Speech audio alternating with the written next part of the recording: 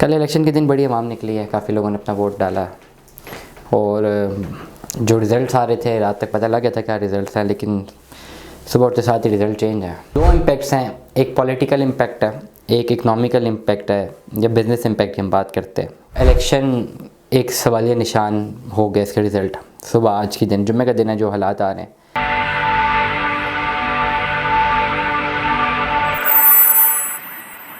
अस्सलाम वालेकुम अज़ीज़ान मन, कैसे हैं आप? खैरियत से हैं? ठीक हैं। 9 फरवरी का दिन है और मैं आज ये रिकॉर्ड कर रहा हूँ, दिन हो चुका है। कल का इलेक्शन के दिन बड़ी तादाद में आवाम निकली है। आज का टॉपिक बड़ा इंपॉर्टेंट रहेगा, रियल स्टेट से कनेक्टेड रहेगा इंशाल्लाह। कल इलेक्शन के दिन बड़ी आवाम निकली है, काफ़ी लोगों ने अपना वोट डाला और जो रिज़ल्ट्स आ रहे थे रात तक पता लग गया था क्या रिज़ल्ट्स हैं, लेकिन सुबह उठते साथ ही रिज़ल्ट चेंज है। दो इम्पैक्ट्स हैं, एक पॉलिटिकल इम्पैक्ट है, एक इकनॉमिकल इम्पैक्ट है। जब बिज़नेस इम्पैक्ट की हम बात करते हैं, ठीक है। अब ओवरऑल कहने के लिए तो बहुत कुछ है, लेकिन बहुत कुछ कह भी नहीं सकता, to be very straightforward, ठीक है। लेकिन आज मैं अपनी ऑडियंस को, जो भी मुझे सुनते हैं, थोड़े बहुत लोग तो हैं ये जो सुन लेते हैं, हमारी बात से एग्री कर जाते हैं। 10 लोग ही सुने लेकिन 17 लोग सुने तो मेरा जो फ़र्ज़ है, जो मेरी बात है, जो मैं बात कहना चाह रहा हूँ, पूरी हो जाती है। देखें, एक बात तो बिल्कुल तय है कि इलेक्शन एक सवालिया निशान हो गया इसका रिज़ल्ट। सुबह आज के दिन जुम्मे का दिन है, जो हालात आ रहे हैं, पिंडी से जो है वो नून लीग को जो है ऑलमोस्ट क्लीन स्वीप दे दिया गया है। N56 N55 जो है ऑलमोस्ट अब तक के जो रिज़ल्ट्स हैं, कल तक हालांकि बिल्कुल बरक्स रिज़ल्ट थे, अभी दे दिया गया। मतलब ये है कि समझ यही आ रही है कि to be very straightforward, सही आए गलत आए, अच्छी है बुरी है, ठीक है नहीं है, अगली गवर्नमेंट मियाँ मोहम्मद नवाज़ शरीफ की ही बनती हुई दिख रही है। मैं अभी से बता दूँ, शायद ऑन रिकॉर्ड हूँ, ये 2-3 साल तक की गवर्नमेंट होगी, इससे ज़्यादा नहीं चल सकेगी, मेरी अपनी ज़ाती राय है। अब मैं यहाँ पे बैठा हुआ या तो एक पॉलिटिकल साइंस का स्टूडेंट समझ के बन के एक इस पर अपने एक राय का इजहार करूँ कि क्या होगा और क्या नहीं होगा, या मैं इकनॉमिकल इम्पैक्ट बताऊँ। इकनॉमिकल इम्पैक्ट में अब एक बात जहन में रख लें, बिजनेसमैन जो होता है ना, बिजनेसमैन, अभी मैं यहाँ पे ऑफिस आते हुए 2 चीज़ें सोच रहा था कि क्या करना है, क्या है। अगर पॉलिटिकल लीडर बनना है ना, पॉलिटिकल एग्जिस्टेंस अपनी रखनी है, अपना एक नैरेटिव रखना है, तो उसकी बहुत बड़ी कॉस्ट देनी पड़ती है, वो देनी पड़ती है। बहुत बड़े बड़े जो रेवोल्यूशनरी लीडर्स थे ना, उन्होंने बड़ी कॉस्ट भरी है, दुनिया भरी पड़ी हुई है। प्लेट में रख के जो है रेवोल्यूशंस नहीं आते। चाहे आपके जो भी नज़रिया है, उस नज़रिया को लोगों को मनवाना और फिर उस पर इम्प्लीमेंट करवाना एक बहुत बड़ा टास्क है। बिज़नेस कम्युनिटी अगर हम बात करते हैं, बिजनेसमैन का इस किसी भी पॉलिटिकल सिनेरियो से कोई ताल्लुक़ नहीं होता, चाहे जिस मर्ज़ी की गवर्नमेंट हो। उसका सिर्फ और सिर्फ ताल्लुक़ होता है इकनॉमिकल पॉलिसीज़ से, बिज़नेस पॉलिसीज़ से। बिज़नेस पॉलिसीज़ को वो उठाता है, वो पढ़ता है, उसके मुतालिक अपना जो है बिज़नेस डिफ़ाइन करता है, उसकी लॉजिस्टिक्स डिफ़ाइन करता है, उसको ऑपरेट करता है।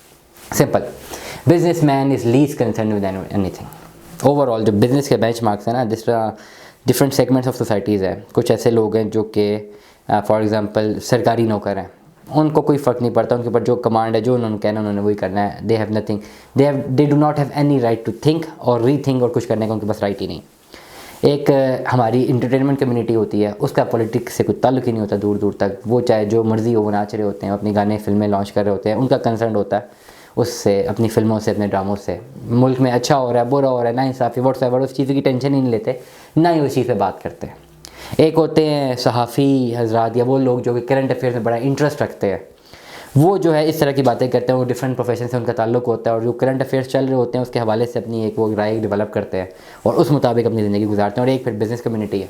बिज़नेस कम्युनिटी सिर्फ और सिर्फ ये देखती है कि ऊपर सरकार में कौन बैठा हुआ है, कैसे बैठा हुआ है, उससे कोई सरोकार नहीं होता, कौन बैठा हुआ है, उसकी बिज़नेस पॉलिसी क्या है। मुझे लग ये रहा है, मेरी ज़ाती राय है कि नवाज़ शरीफ को जो है प्राइम मिनिस्टर बनाया जाएगा। बेबी 2 से 3 साल से ज़्यादा टाइम नहीं निकाल सकेंगे, लेकिन अगली जो पॉलिसी है उनकी बिज़नेस पॉलिसीज़ को देख के अपना बिज़नेस ऑपरेट करना पड़ेगा। आप लोगों को, जो भी बिज़नेस कम्युनिटी मुझे सुनती है, मैं बिज़नेसमैन हूँ, अगर मैं एक बिज़नेस करता हूँ तो स्ट्रिक्टली मुझे फिर बिज़नेस की बात करनी है, मेरा कोई पॉलिटिकल कंसर्न नहीं होना चाहिए। अगर मैं एक थंब रूल से बात करता हूँ, बिज़नेस ये कहता है कि अगर मियाँ नवाज़ शरीफ की गवर्नमेंट अब इस्टेब्लिश हो जाती है तो रियल एस्टेट के कुछ प्रोजेक्ट्स जो है वो परफॉर्मिंग होंगे, क्योंकि काफ़ी रिलीफ इन्हीं से मिलते हैं, जाके डेफिनेटली नवाज़ शरीफ साहब से मिलेंगे। डिफरेंट स्टेक होल्डर्स के बड़े बड़े जो हाउसिंग प्रोजेक्ट्स हैं, नाम ले लेते हैं, blue world city, capital smart city, DHS, बहरिया टाउन, ये जो बड़े हाउसिंग प्रोजेक्ट्स हैं, न्यू मेट्रो सिटी गुजर खान, ये सस्टेन कर जाएंगे, डिलीवरी की तरफ जाएंगे और आहिस्ता आहिस्ता ये इनमें लोगों की इन्वेस्टमेंट्स ऊपर जाना शुरू हो जाएंगी।